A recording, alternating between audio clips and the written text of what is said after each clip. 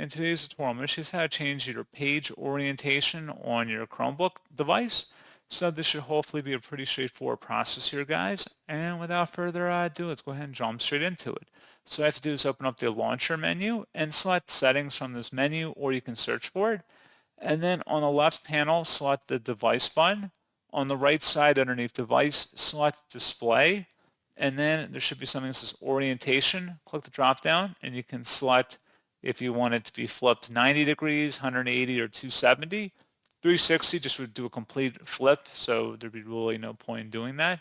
So pretty straightforward process on that, guys. And as always, thank you for watching. I do hope that I was able to help you out, and I do look forward to catching you all in the next tutorial. Goodbye.